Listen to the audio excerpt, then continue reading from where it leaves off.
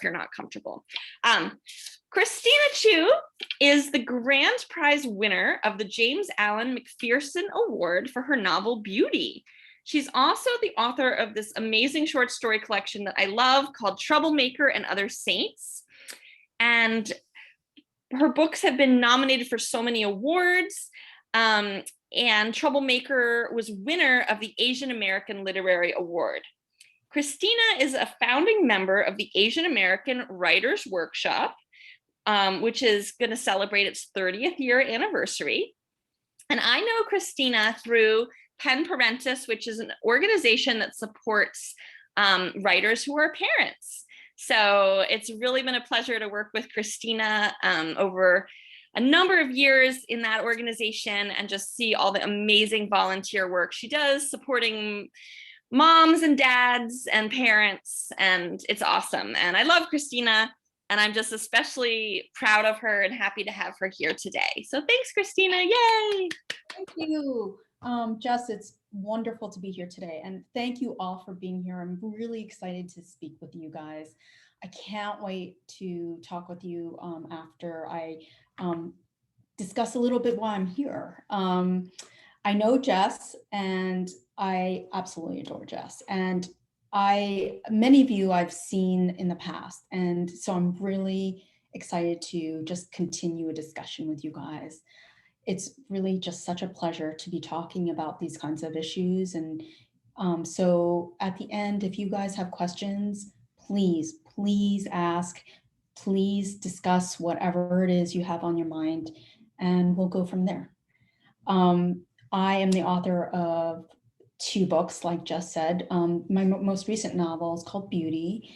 And I'm here really because I wanted to talk about, well, I was going to say talk about the shootings. It seems like there's a shooting every day. And there's been so much trauma, national trauma, but in particular, the Atlanta shootings in Georgia have really freaked me out. And I'm sure it freaked you out as well. I have a son who's 18, he's in high school. And I was just telling Jess, it was the first time he ever said to me, I can't go to school. And I had never heard him say that before, even when he got a concussion and literally had a massive headache and couldn't even think straight. And I realized how traumatic this moment was for him because of all the violence leading up to this. And then the way it was treated in the media and the way, you know, was like a bad day, right? So race when I was growing up was kind of like, oh, you know, if someone's racist, it's out of ignorance, right? Like, you know, the idea was that things were continually getting better and that at some point we wouldn't be racist anymore. And yes, I really hope that's true. I really do. However, I do think that it's not going away anytime soon. And I think it's really important to know what to do when things get difficult or there's discouragement in your life, and how to take that moment, right? Something really negative or horrible, and kind of do something that's going to make you feel empowered. And I'm going to share my story with you because I think it's a really good example of different ways you can do things. And I want to show you some of the differences. So I grew up with this, you know, feeling that I really wasn't so psyched to be Asian. I grew up in an area that was kind of very white, predominantly white suburban area. And when I reflected on it all, I realized, wait a minute, hold on. I didn't always dislike being Asian. I didn't always dislike being Chinese. That started really when I went to school. When I was 5, I have distinct memories when I would be in my grandmother's closet. I had this amazing grandmother. She was beautiful and glamorous, and she just, you didn't mess with her. She was like the head of the family, like, and I loved her so much. She treated me, she let me play in her closet. I would try on, I would be like taking her scarves and I'd be like throwing them on, and I'd be putting on her hats, and she had the most beautiful clothes and the most beautiful boots. She had a pair of boots that came up to my waist. I mean, they were amazing. And my grandmother I would pop out of the closet with all her clothes on, you know, playing dress up, and she'd say, you know, Meme, you're so beautiful.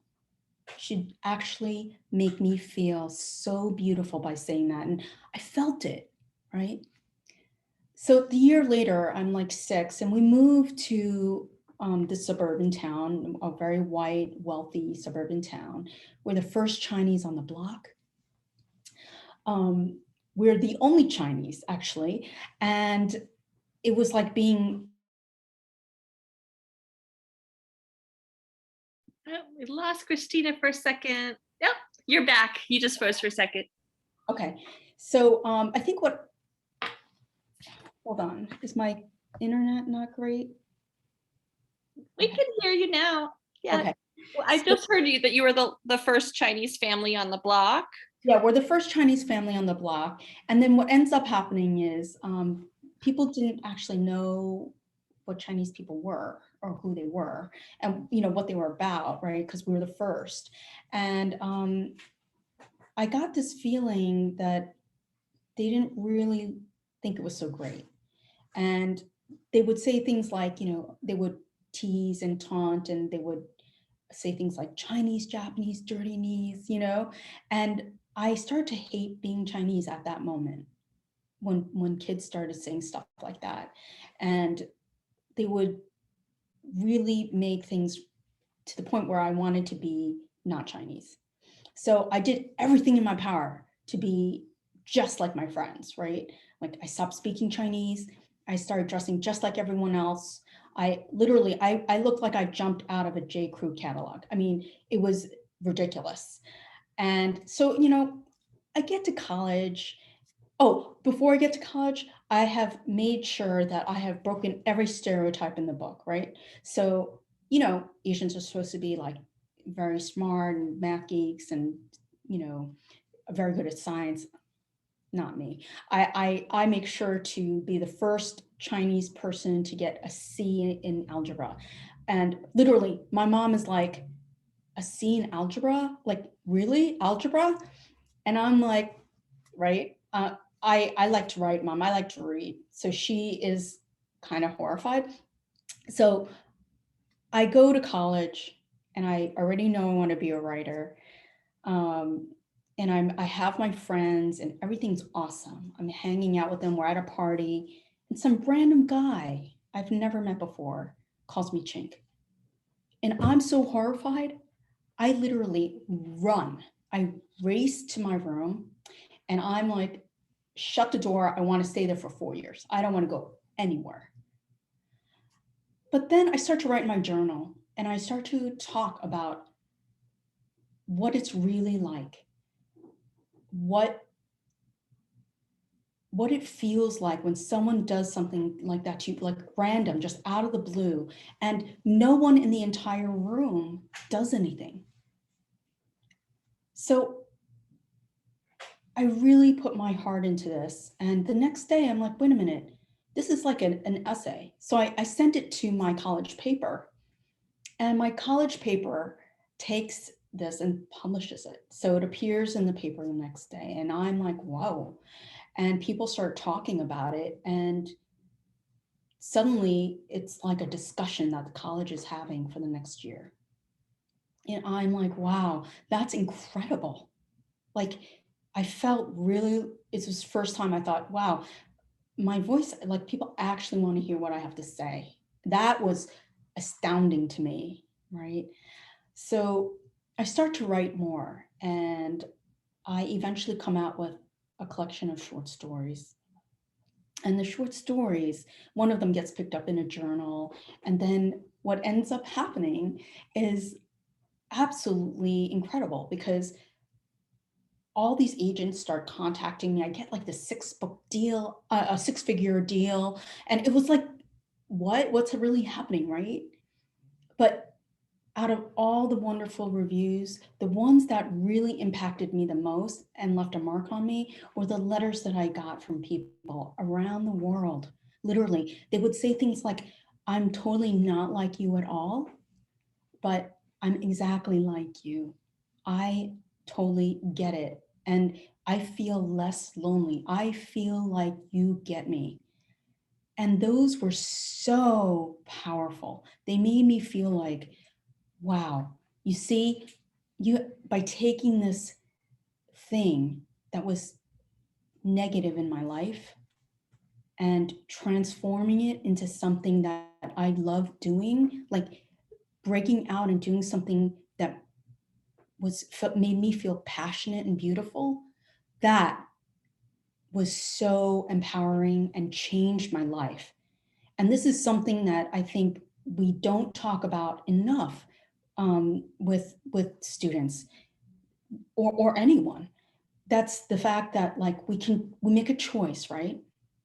You can, something terrible can happen and we can perseverate, right? And think about it and be terrified, right? And not want to go anywhere. And your whole life becomes about that. And you don't do things because of certain reasons, because of fear. But you don't have to do that.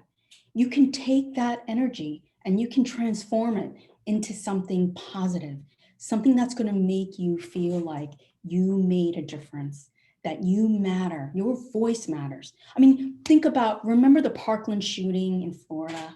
Remember how powerful that was? Here, the shooting happens. The kids could have just been like, oh my God, I'm terrified. I don't want to go anywhere. What?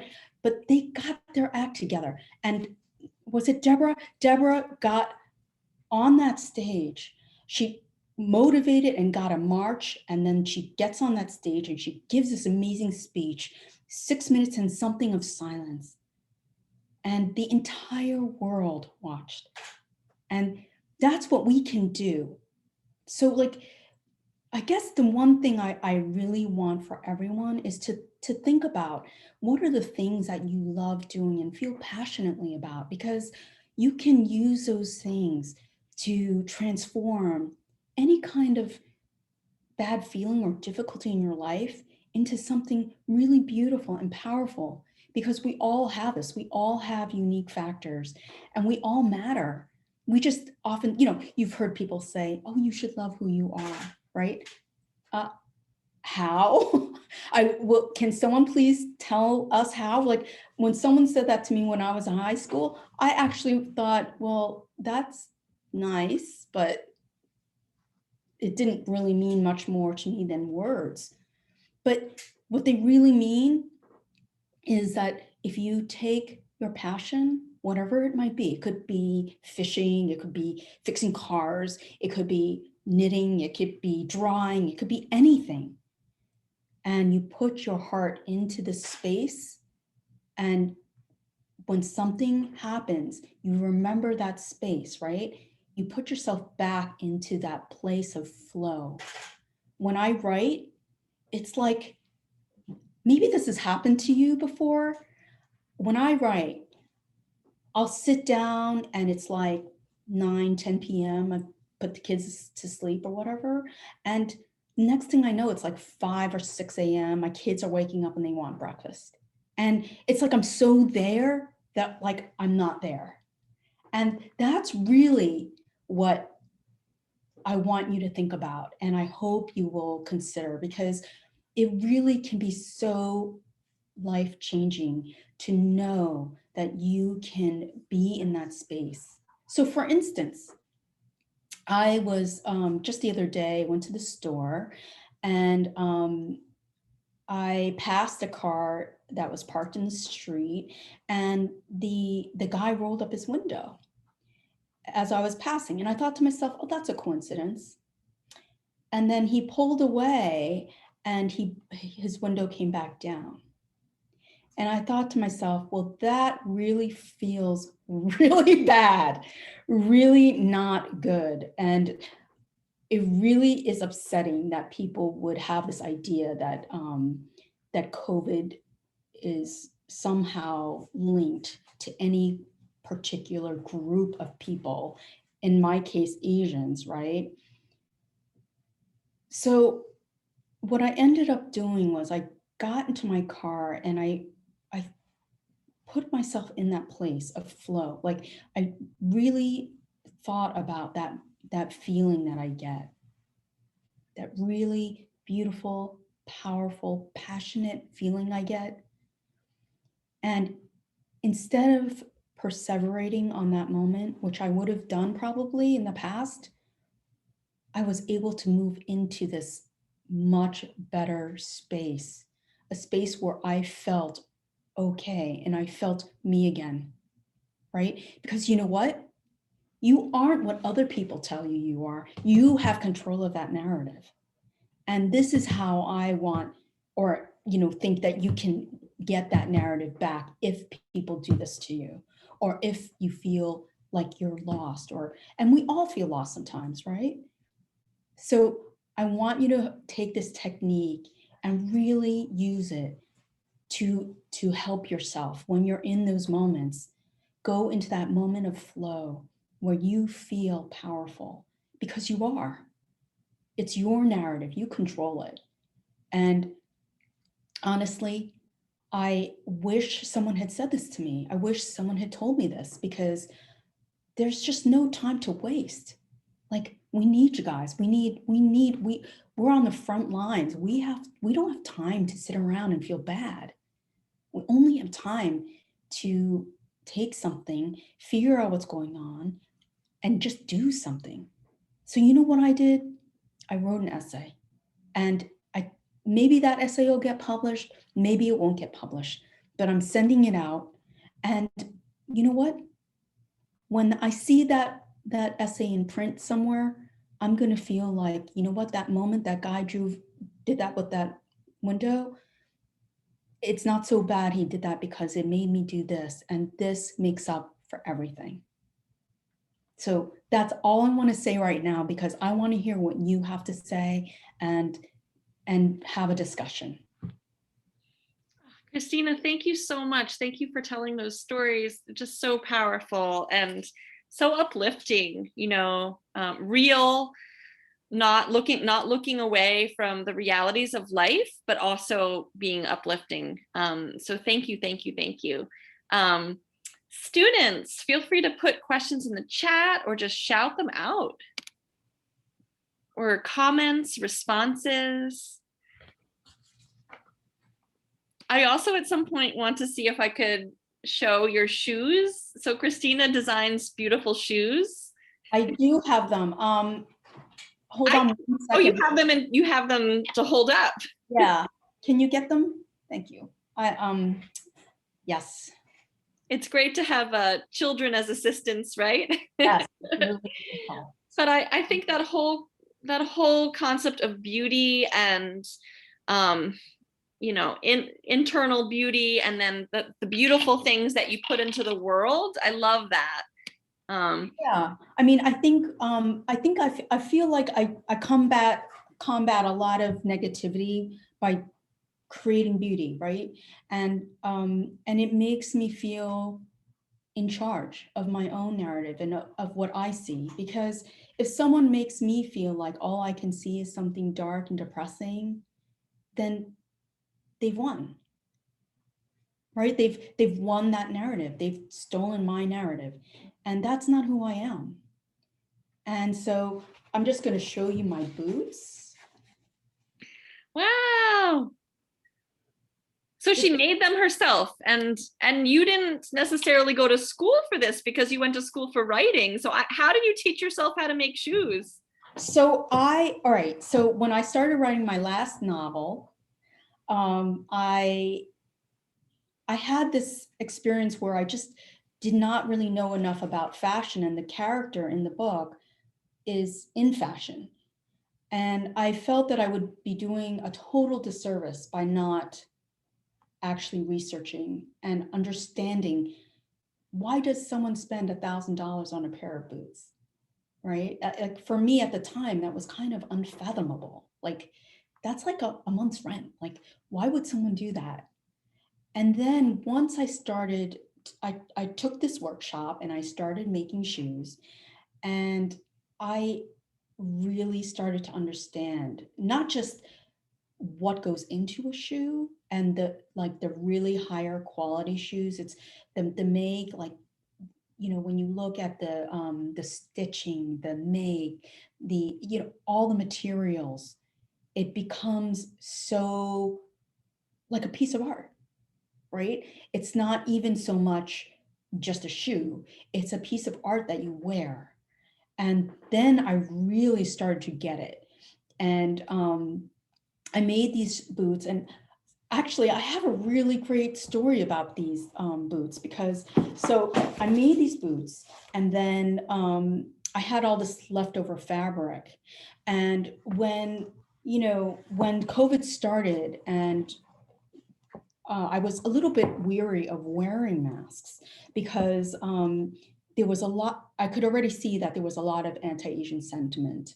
And it was very, there was a lot of blame towards Asians about COVID.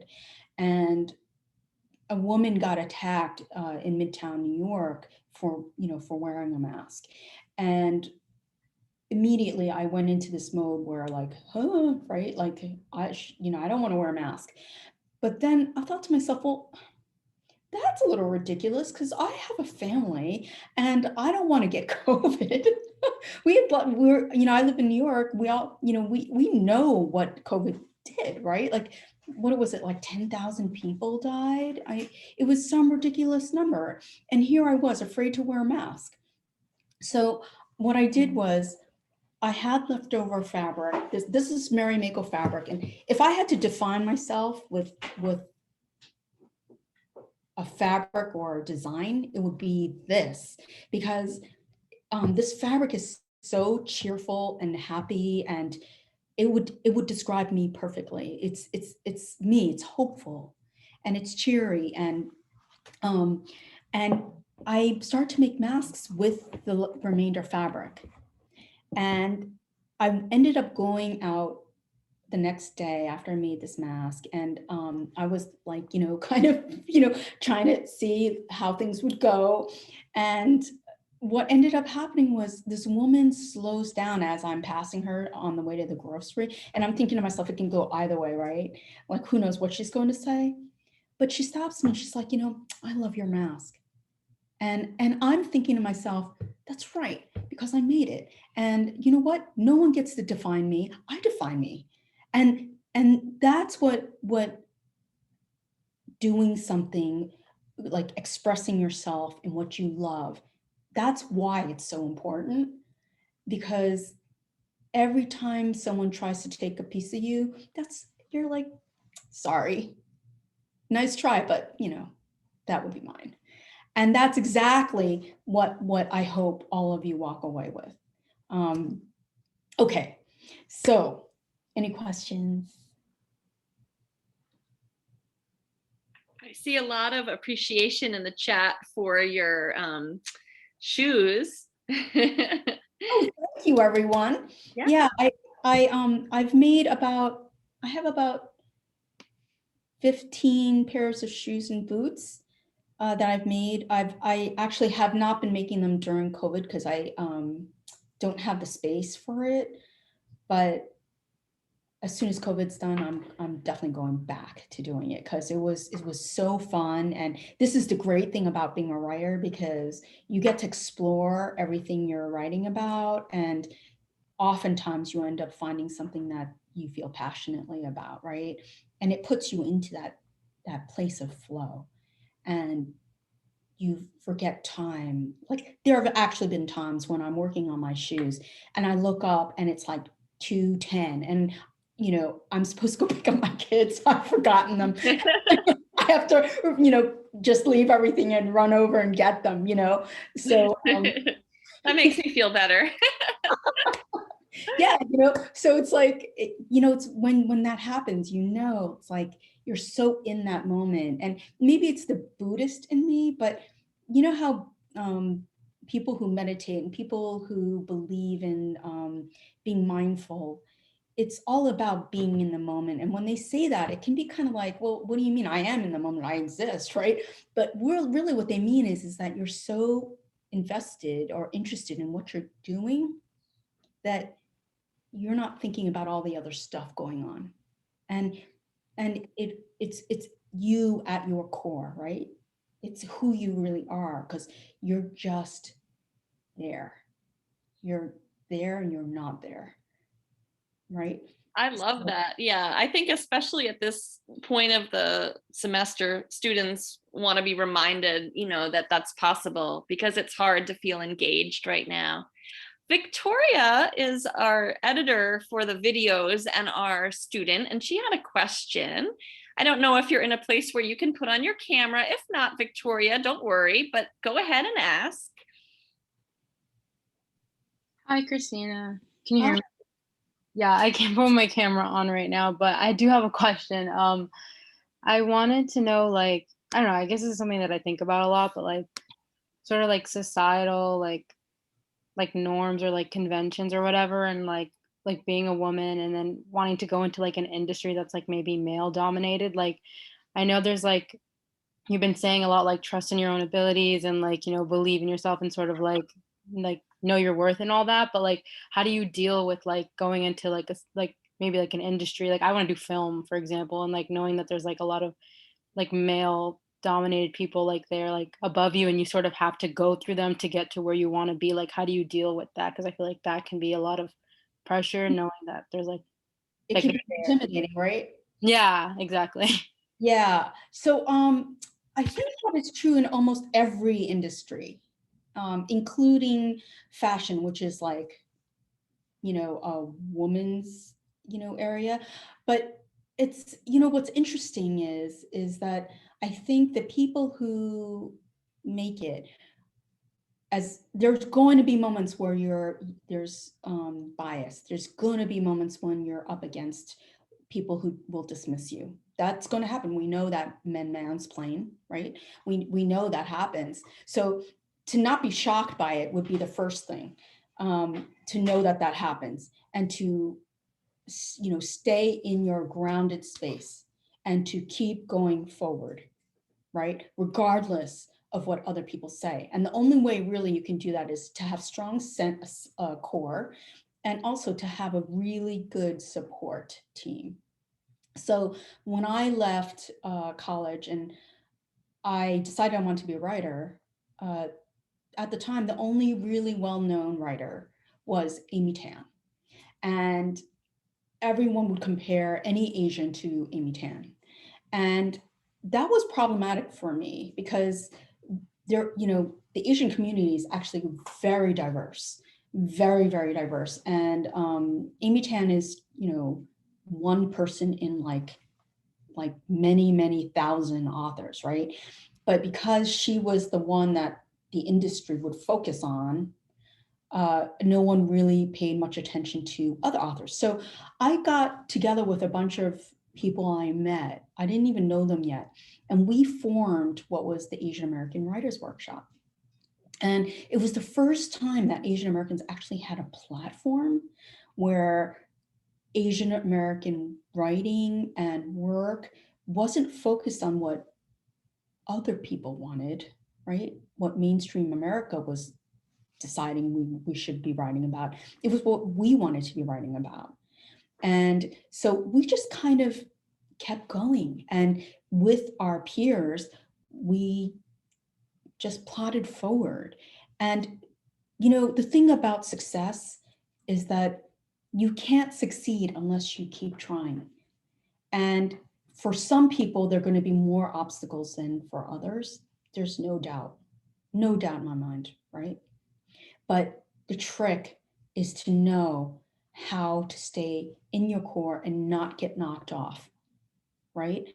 Or, you get knocked off, right, for a moment, but then you can find your way back and be in that solid place, right?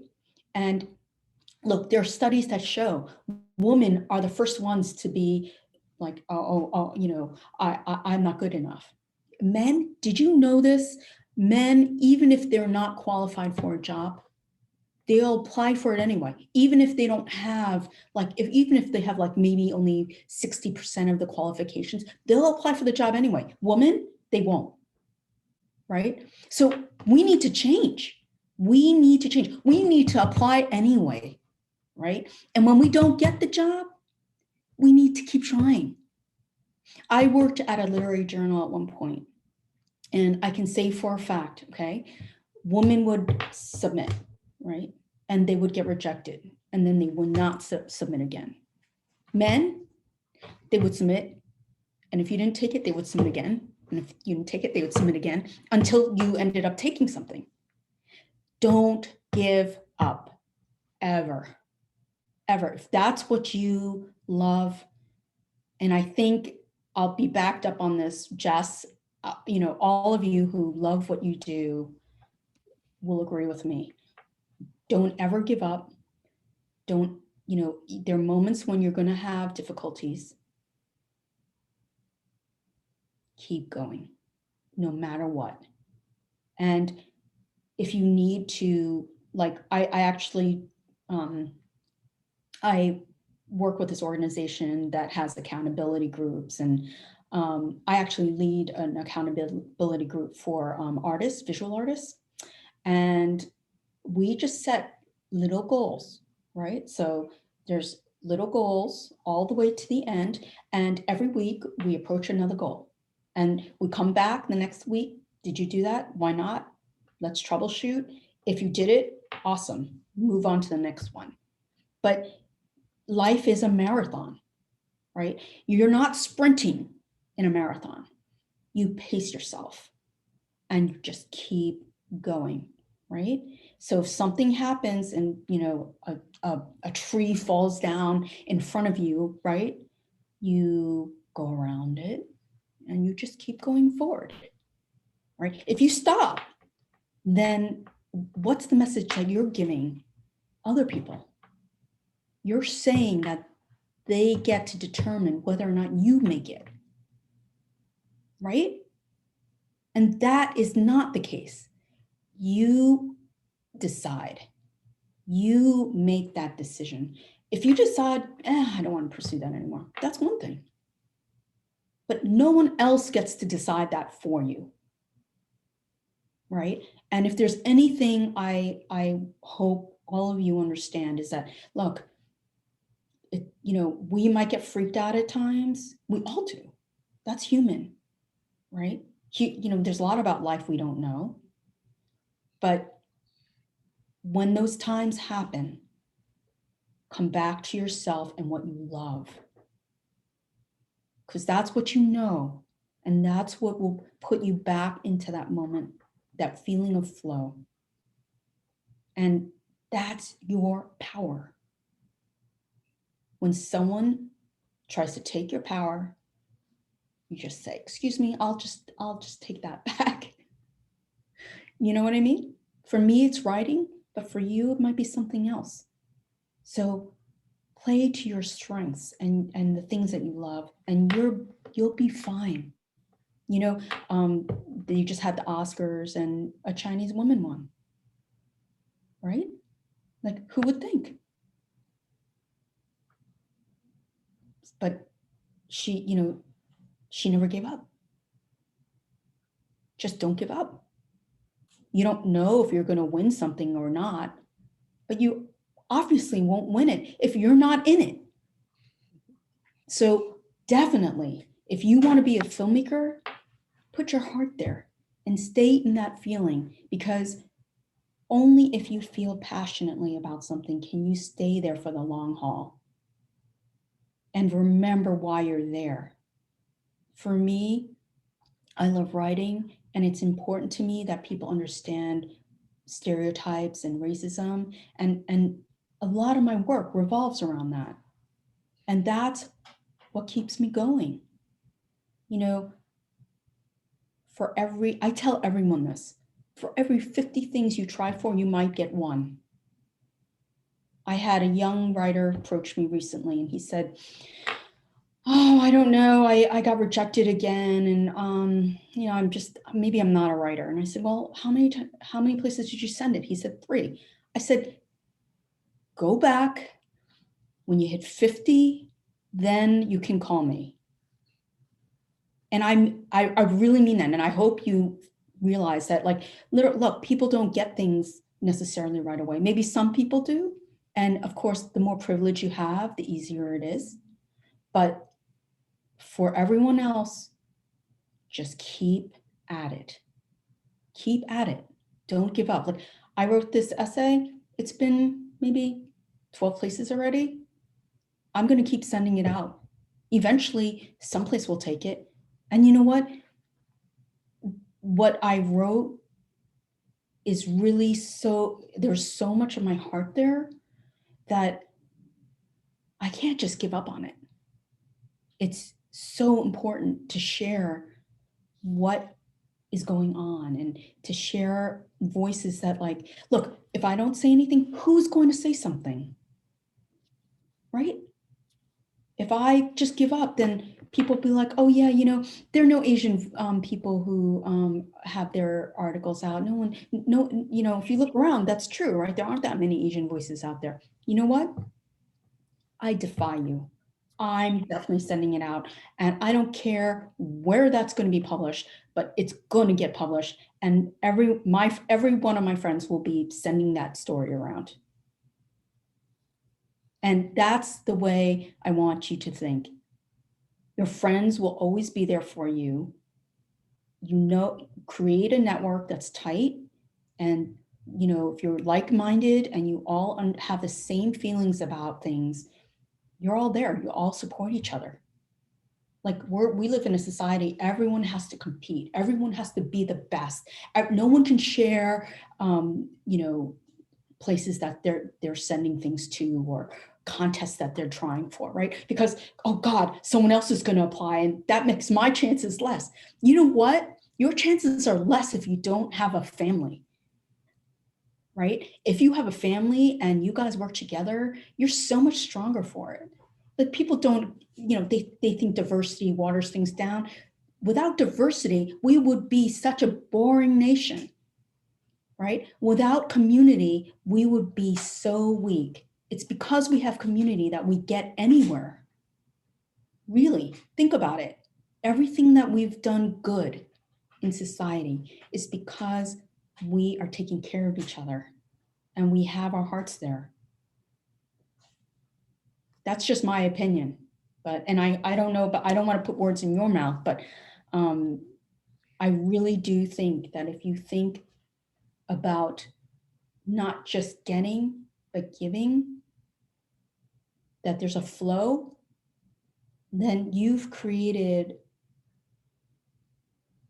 a family and a community that matters to you, and you matter to them.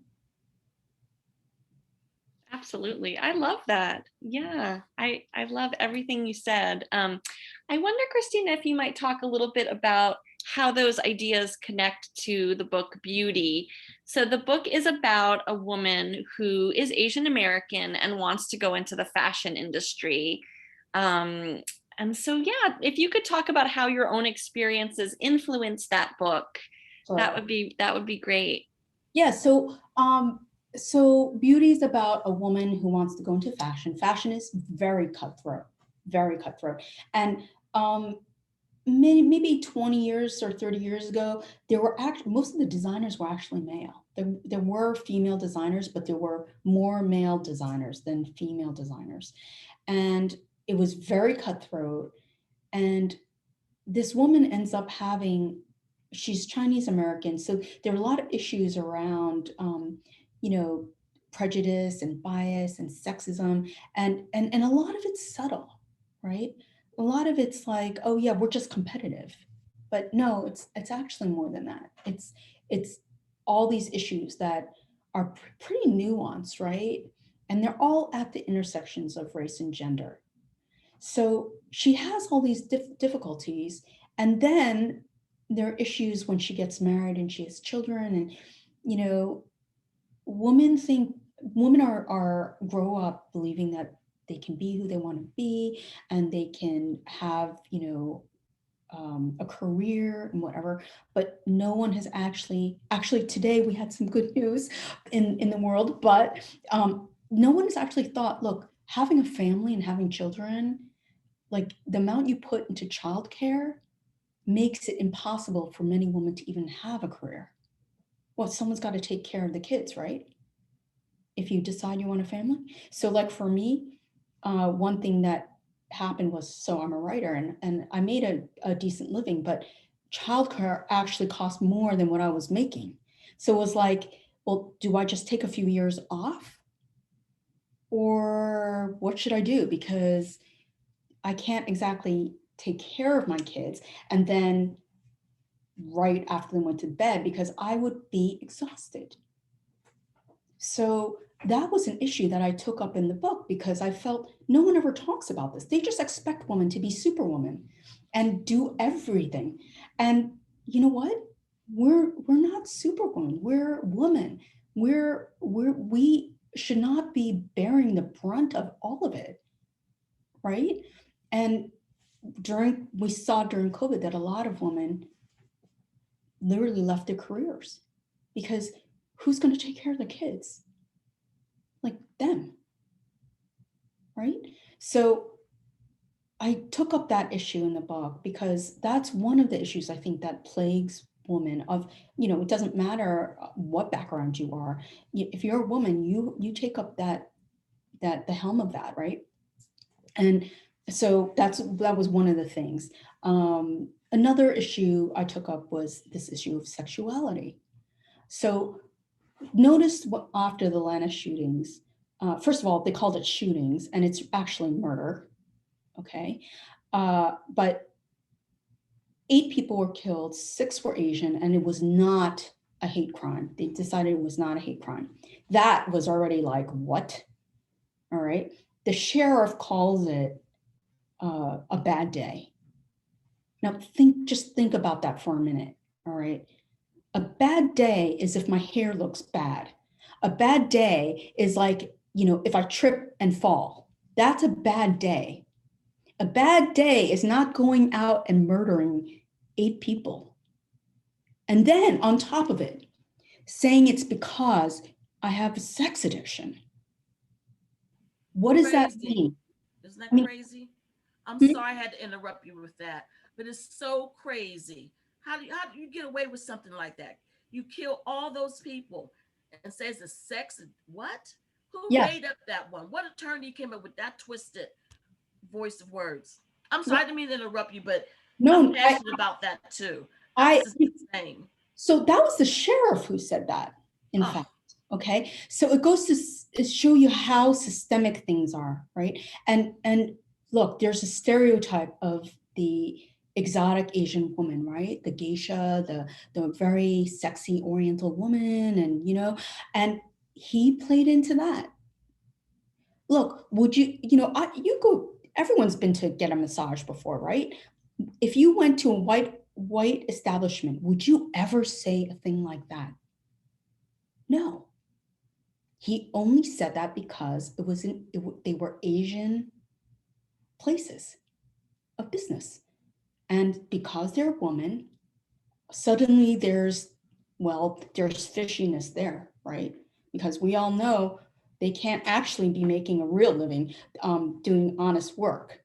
And they work hard, right? But at this point, it doesn't matter because, well, they're dead.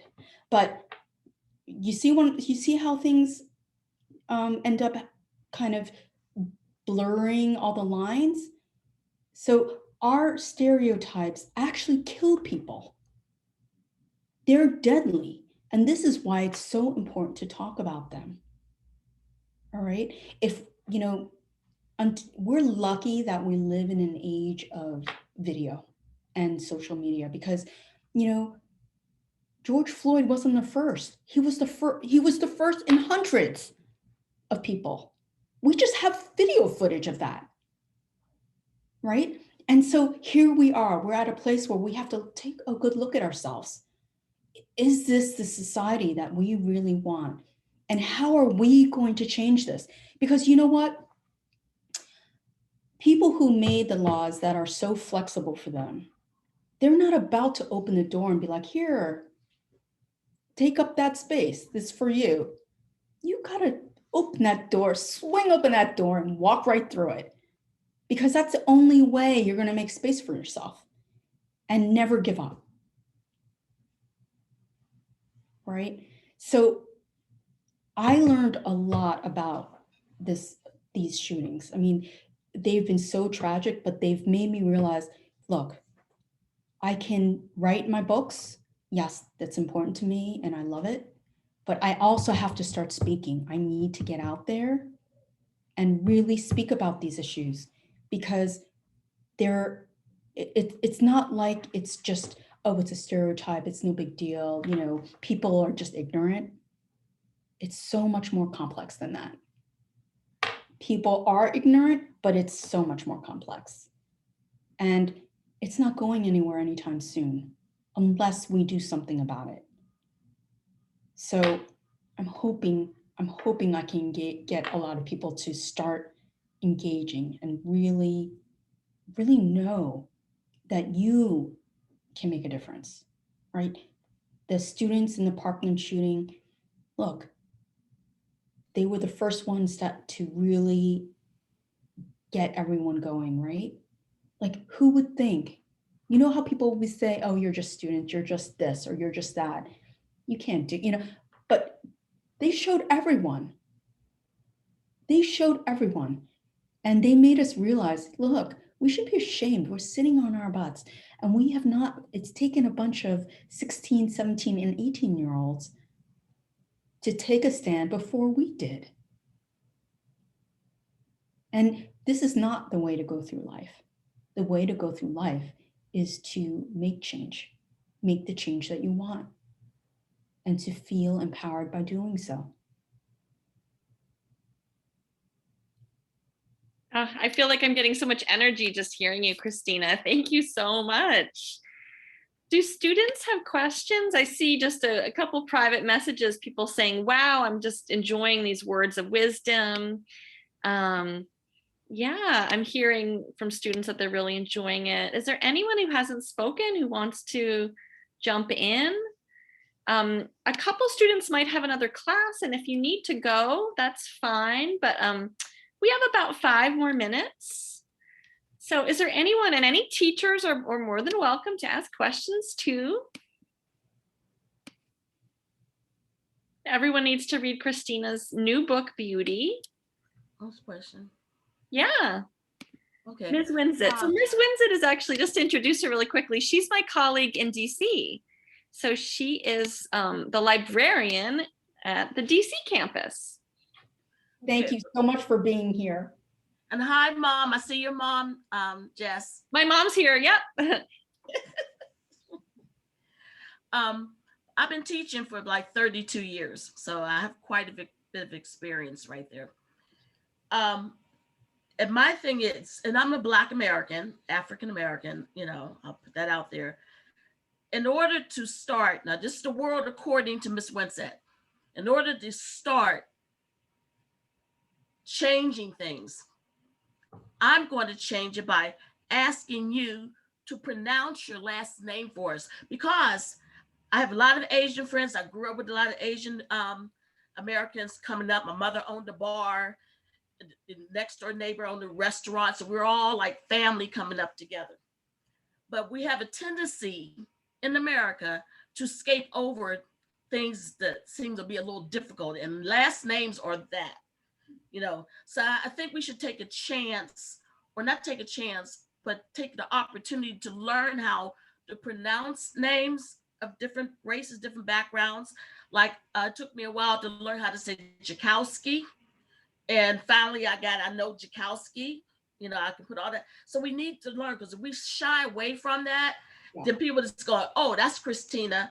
Or, you know, it's the heritage that we should be pronouncing, you know. So how do you pronounce your last name? My last name is pronounced Chiu.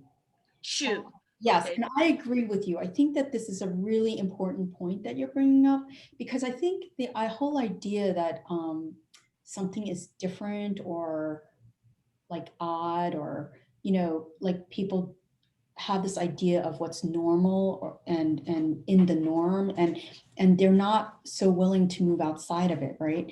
But that's part of the problem. The other night when that woman won the Oscars, Brad Pitt, I think it was him, right? He mispronounced her name. Now, like, think about that. If you're about to announce someone, or if you know there are several contenders, like 3 or 4, right? And you don't take the time to find out how to say someone's name right, Mhm. what does that say? That says a lot. It really goes to show you that people disregard other people. And that is a problem. And I think the names is definitely a problem, because it's not just Jakowski or Chiu, or it's we live in a more global society. What are you going to do? Go to another country at some point when you're doing business and say someone's name wrong and think it's okay? I That's think it's the not simplest form of respect. It's the right. simplest form of respect for people, being a human being, taking the time to learn their name. And you might mess it up the first time. You know, do you ask them again? Could you show me once again? Because with my last name, Winsett, people will say Miss Winsletty, Miss Winsetti, Winetta. I said, well, you know, my name says Tony Winsett on my paycheck, so it doesn't bother me, but I do take the time. And sometimes people of other nationalities will not take the time to teach people. They'll say, oh, just call me Tom. I do this at work every day. And I said, no, I'm not going to just call you Tom. Could you please pronounce your last name for me? So I begin to learn it and know it and ingrain it and make it a part of the everyday fabric of life. There are different names, different people, different strokes. It's a part of the fabric of life. And we have to take that time to learn to do that.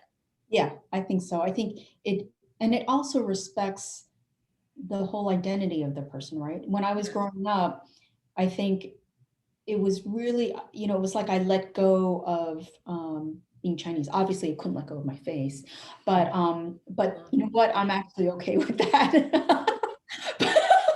But yeah, so I don't speak Chinese, and I'll tell you for a fact that now I have my own kids, and it is a really, really sore point with me, because it's like you don't have roots.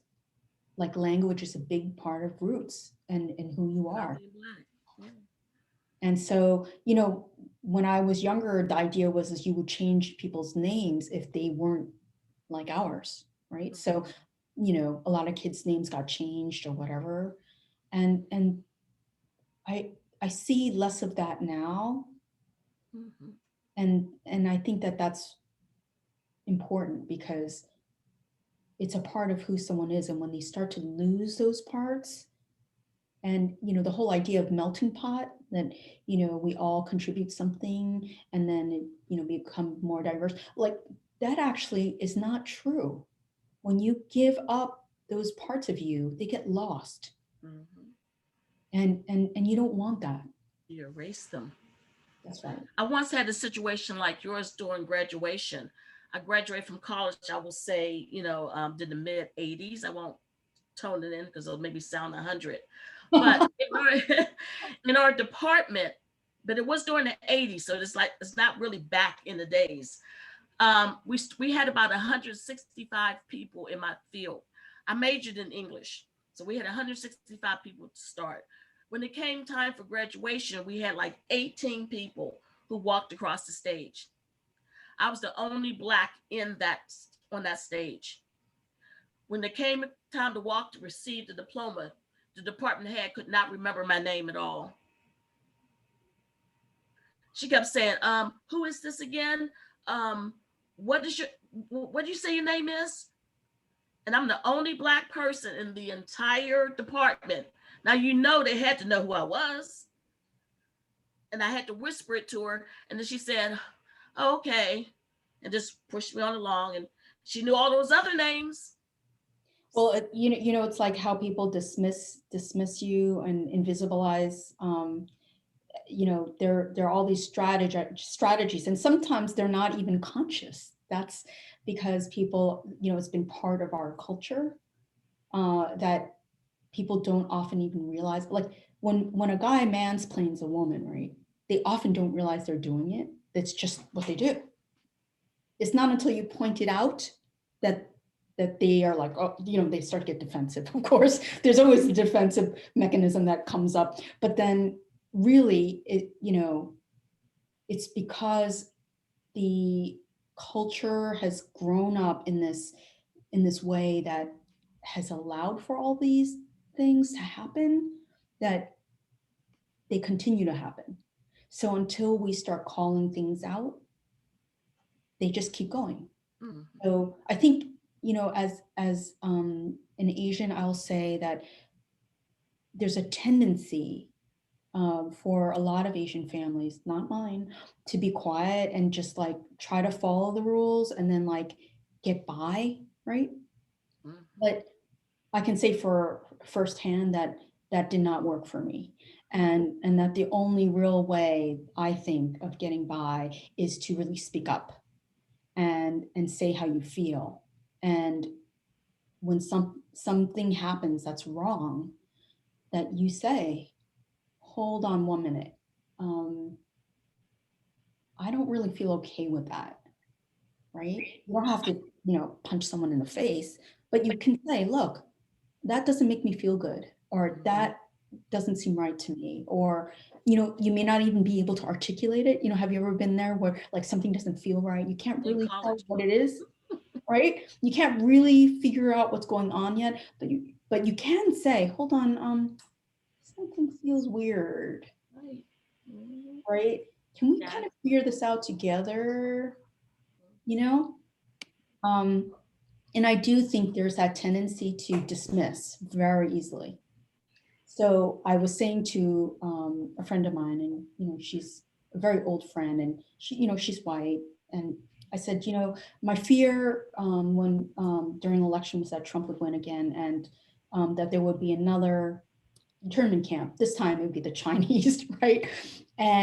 And my friend said, you know, you know, I have too much faith in our checks and balances and in the system.